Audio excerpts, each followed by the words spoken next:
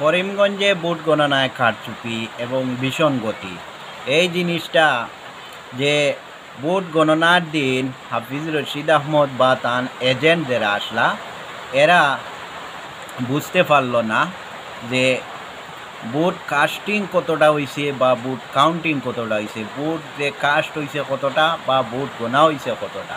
হাফিজ রশিদরে মানুষে জান প্রাণ দিয়া হাইলাকান্দি এবং করিমগঞ্জের মানুষে এত কষ্ট করিয়া ভোটটা দিলা, কিন্তু হাফিজ রশিদের মতো অযোগ্য একজন ক্যান্ডিডেট থাকার কারণে তাই গোনা তো হারিয়ে আইসই, তাই জিতিয়া আইতে পারছেন না। মানুষে এত কষ্ট করি এত ভোট দিছে, যার কারণে এটার মধ্যে কিতা রহস্য আছে বুঝতাম পারছি না।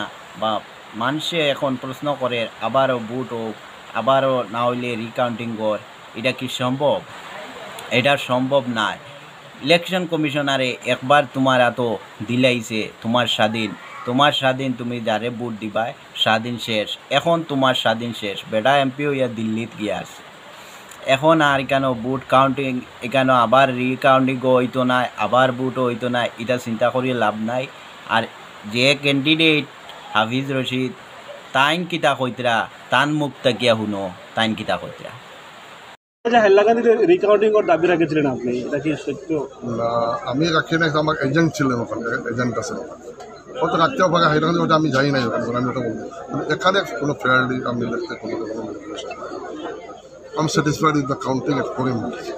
হাইলাকান্দি সাংবাদিকে প্রশ্ন করছিল যে হাইলাকান্দি তুমি রিকাউন্টিং আবার চাইছো নি? তাইন কইতরা না, আমি চাইছি না, আমার এজেন্ট যারা আসলা এরা চাইছিলা, আমি চাইছি না। এটা কিতা বুঝাইছে?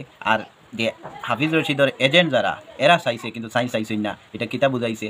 আজকে যদি তোমার এজেন্ট খেয়ে হয়, আজকে আমার এজেন্ট যদি খেয়ে হয়, আমার এজেন্ট মানে আমি, আমার এজেন্টের চাওয়া মানে আমি চাওয়া। এই এজেন্ট এই ধরনের মানুষের এজেন্ট হইতে লাগে। আজকে এজেন্ট এরারে যে হল্লা, কিন্তু করিমগঞ্জ যে ভোট গণনার যেটা ধরা পড়লো, এইটা হাইলাকান্দিতেও হইতে পারে, করিমগঞ্জ যখন হয়েছে হাইলাকান্দিতেও হইতে পারে। তারা চাইছে কিন্তু এইটা যে ক্যান্ডিডেটে না চাওয়া, এটা দিয়ে হইছে না। ক্যান্ডিডেট একবারে বিদা খাতা, তান এই জাতর ক্যান্ডিডেট জীবনে দেখি না, যে হিসাব কিতাব কিছু না বুঝেন, কিছু অশিক্ষিতর মতো, একদম শিক্ষা দীক্ষা কিছু নাই। এর কারণ হয়েছে, এর কারণে হাফিজ রশিদ বারবার আরই তান আর একটা ইয়ে আছে।